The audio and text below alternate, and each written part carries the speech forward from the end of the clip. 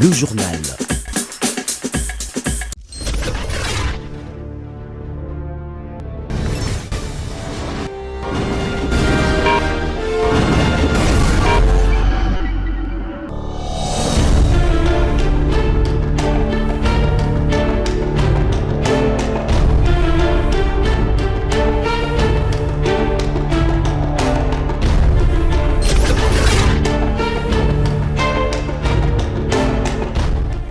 Merci de faire confiance au journal de la ville, mesdames et messieurs. Voici le sommaire. Une réunion de restitution de la mission de service du Fonds monétaire international FMI en République démocratique du Congo, présidée ce mercredi 11 septembre à la primature par la première ministre chef du gouvernement Judith Suminwa en présence du ministre du budget et du ministre des finances. Une rencontre qui s'inscrit dans le cadre des négociations du nouveau programme de la facilité élargie des crédits FEC et d'un accord pour soutenir la lutte contre le changement climatique. Territoire de Nyiragongo, province du Nord Kivu, un élève tué par balle et deux autres blessés ce mercredi 11 septembre par des armes incontrôlées à l'Institut Mugara Shukuru Kisuka Jean Babi, une situation que déplore le chef de la sous-division du ministère de l'Éducation nationale et Nouvelle Citoyenneté et condamne avec fermeté cet acte ignoble. C'est tout pour le sommaire, mesdames et messieurs. Encore une fois, bienvenue dans ce journal.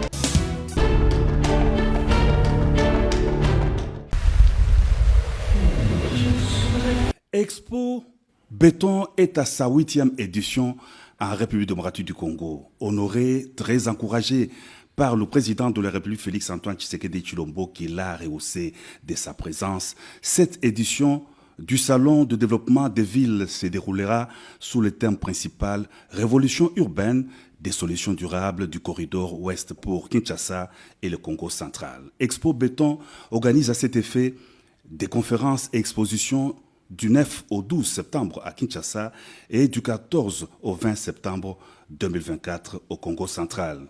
Une présence remarquable parmi l'assistance dans la splendide salle de congrès du centre financier de Kinshasa, c'est celle des quelques chefs des institutions, le président de l'Assemblée nationale Vital Kamerhe, la première ministre Judith Suminwa, le président du Conseil supérieur de la magistrature et plusieurs autres invités d'honneur. Dans son discours d'ouverture de la 8e édition d'Expo Béton, le chef de l'État a salué la dynamique de transformation des villes de la RDC qu'entreprend Expo Béton, et ce, face à la croissance rapide de la démographie au pays. Il a déploré le développement désordonné de nos villes depuis l'indépendance. Le président de la République fait notamment de la question de désenclavement des territoires de la RDC une des priorités de son programme d'action. La question du désenclavement de nos territoires est une priorité absolue pour moi, car elle touche directement à l'égalité des chances pour tous nos concitoyens, quel que soit leur lieu de résidence.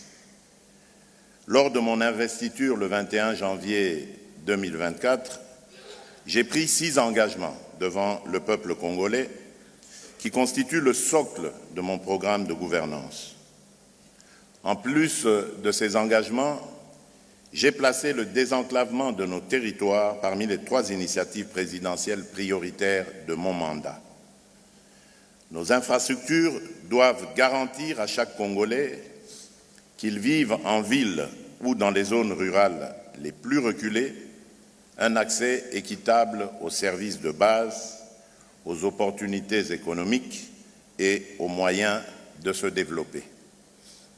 C'est une condition indispensable pour assurer la cohésion nationale, réduire les inégalités et favoriser un développement harmonieux et inclusif de notre pays.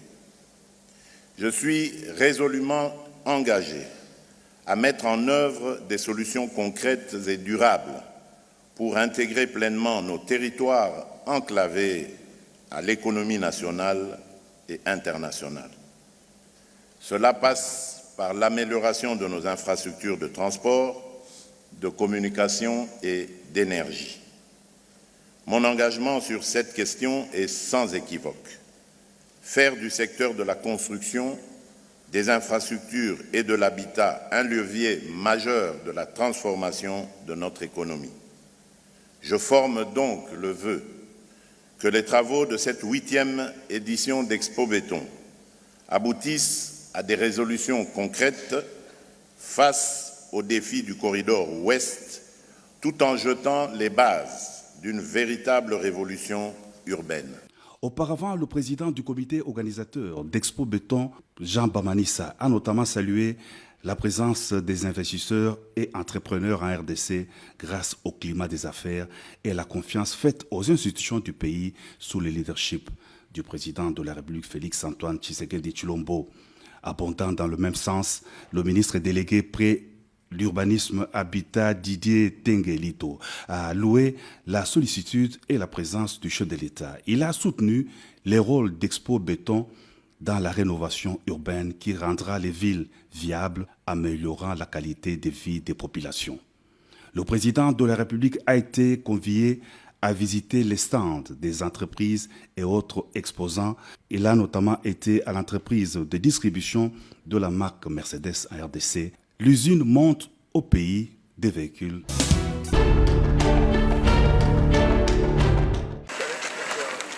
Excellence. La clinique Ngaliema a reçu ce mercredi 11 septembre 2024 la visite surprise du vice-premier ministre, ministre de la fonction publique, Jean-Pierre Liaou Ebois. Arrivé dans la journée à la clinique Ngaliema où il a été reçu par le médecin directeur de cette clinique, le docteur Roger Congo-Minga. Jean-Pierre Liaou a visité quelques pavillons, maternités et services. Pendant cette visite, le VPM a loué la propreté et l'ordre qui règne à l'intérieur de l'hôpital. La meilleure de prestation, c'est d'abord l'endroit où on est accueilli. Et j'ai visité quelques chambres, quelques couloirs. Non, mais cette propreté, c'est silence, cette sérénité qui règne dans le couloir, c'est déjà le premier soin pour un malade. Et d'ailleurs, ma chambre, VIP, on a moni, voilà, tout ça, c'est des chambres où tout le monde a rappelé dans l'hôpital, on sortait dans poto. Même Messika VIP, vous ne trouvez pas le rôle à moi suite junior et tout ça. Il faut féliciter les choses sur les et après la visite, le vice-premier ministre s'est dirigé à la salle Kaizen où l'attendaient les cadres et agents de la clinique. Prenant la parole en premier, Roger Congo-Minga, médecin directeur de la clinique Ngaliema, a souhaité la bienvenue au ministre avant de dire la surprise et le bonheur de recevoir la visite d'un ministre de la fonction publique, une première dans l'histoire de la clinique Ngaliema. Bon, d'abord, nous sommes très contents de recevoir son Excellence dans ce cadre, parce que c'est la première fois. C'est toutes les questions qu'on nous pose tous les jours par les agents. Et ils viennent vers nous avec tous ces problèmes qu'ils ont eu le temps de poser directement à notre voix. Ils nous disent, docteur, moi je travaille, ça fait 10 ans, ça fait 15 ans, je n'ai pas de numéro matricule. Je travaille, ça fait 20 ans, je ne suis pas payé. Et nous sommes contents. Et nous faisons un effort pour remonter toutes ces doléances vers son Excellence. Mais qu'il accepte aujourd'hui de venir voir la base, voir le personnel, ça nous dépasse. Prenant la parole à son tour, le vice-premier ministre, ministre de la fonction publique, a placé cette visite dans le cadre du dialogue social intitulé Farafara Navepem, initié dans le but de s'enquérir de la situation des travailleurs. C'est là, d'après les recommandations du chef de l'État, Félix Antoine Tshisekedi Tshilombo, une occasion pour les personnels soignants et administratifs de soumettre leurs problèmes au VPM. Les revendications sont allées du statut du personnel à la retraite en passant par les autres avantages et procédures. Jean-Pierre Liaou a réservé des réponses idoines aux préoccupations de l'assistance qui exprime ici sa satisfaction avec des applaudissements. La clinique Ngaliema est un grand hôpital de notre pays, un hôpital très important, parce que nous commençons un processus de dialogue au niveau des hôpitaux. On s'est rendu compte que depuis que nous avions lancé le concept face à face entre les gestionnaires des ressources humaines de l'État et les agents et fonctionnaire de l'État de ma façon directe, nous n'avions jamais pris le temps d'aller vers les hôpitaux. C'est de vous pour une mission singulière, une mission noble, qui est celle de soigner toutes celles et tous ceux qui sont en difficulté de santé. Et donc, ça nous concerne tous, parce que nous passons tous par ici. Et bien souvent, ce sont des gens qui sont toujours oubliés dans tout ce que nous prenons comme mesures d'ordre social, qu'il s'agisse de problèmes d'ordre administratif, la rémunération, l'avancement en grade, en promotion. Bien souvent, c'est une catégorie qui a toujours été oubliée. Et cette fois-ci, nous avons décidé, en collaboration avec le ministre de la Santé, de ne pas toujours attendre les différentes commissions paritaires entre gouvernement et banque syndicale de professionnels de la santé et de venir vers eux. Et à ce qui me concerne, la meilleure façon d'atteindre les objectifs et d'être au rendez-vous des résultats, la meilleure manière, c'est de descendre sur le terrain, c'est d'être sur le terrain pour palper du doigt les problèmes et faire en sorte que les hommes et les femmes qui sont justement chargés d'implémenter les nouvelles politiques publiques tendant à améliorer les services publics soient placés dans des conditions psychologiques optimales. Parce que si on ne s'occupe pas d'eux comme il se doit, eh bien, nous ne saurons pas redresser l'administration et améliorer la qualité du service public. Tout est bien qui finit bien. C'est dans un climat serein que s'est terminé cet entretien du VPM avec les cadres et agents de la clinique Ngaliema.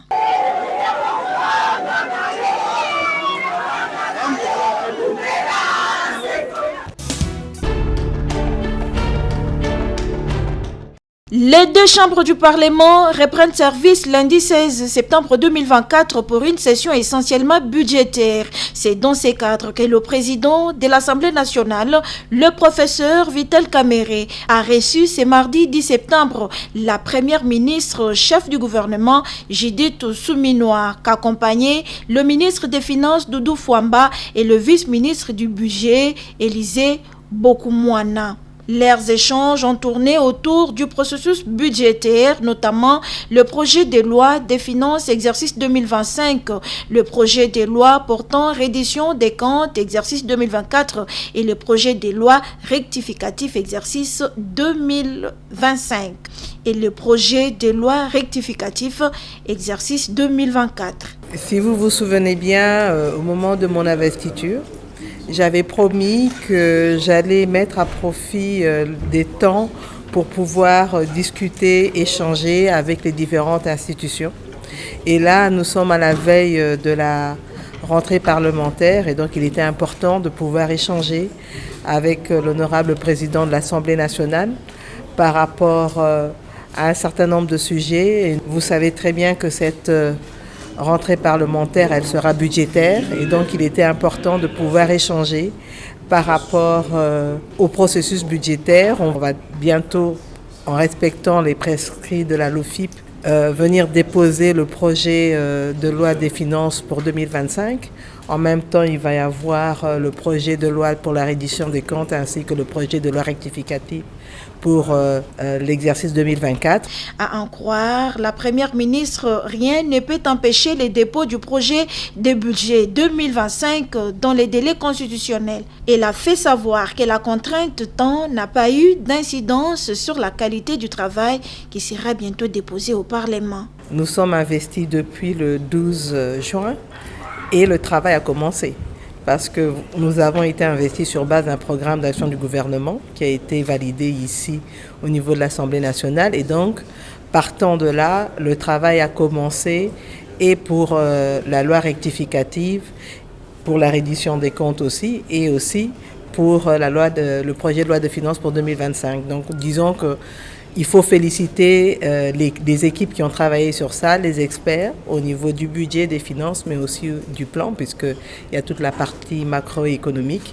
Et ils ont fait un travail de titan en 2 mois et demi À cela s'ajoutent tous les échanges au niveau des conférences budgétaires. La chef du gouvernement a rappelé que les 3 projets de loi ont été validés lors de la réunion du Conseil des ministres du vendredi 6 septembre 2024.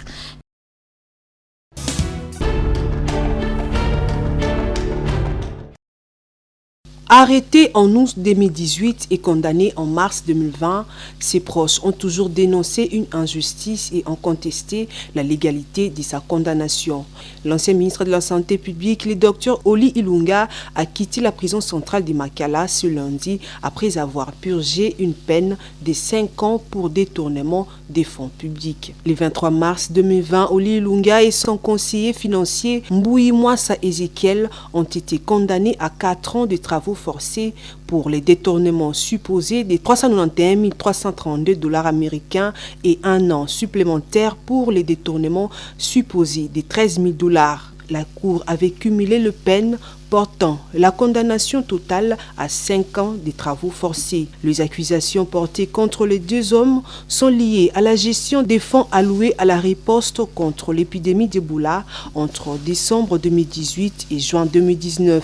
Le ministre de la Santé avait reçu plus de 1,4 million de $ de financement du gouvernement congolais et de la Banque mondiale, mais des irrégularités dont la gestion de ces sommes ont conduit à leur condamnation. L'ex-ministre honoraire Oli Ilunga, de son côté, a toujours affirmé que les fonds étaient correctement autorisés et justifiés par des documents signés de sa main.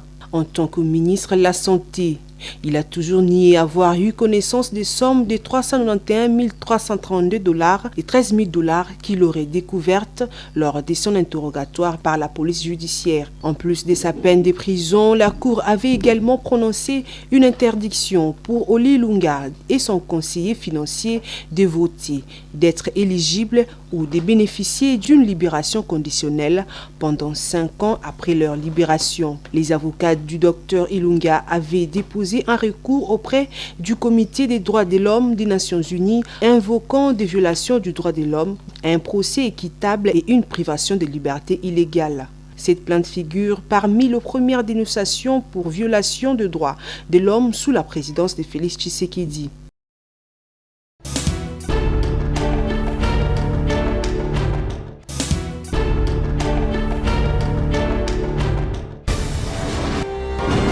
Nous sommes arrivés à la fin de ce journal de la ville. Mesdames et messieurs, merci de l'avoir suivi. Le prochain rendez-vous est fixé pour ce jeudi et d'ici là, portez-vous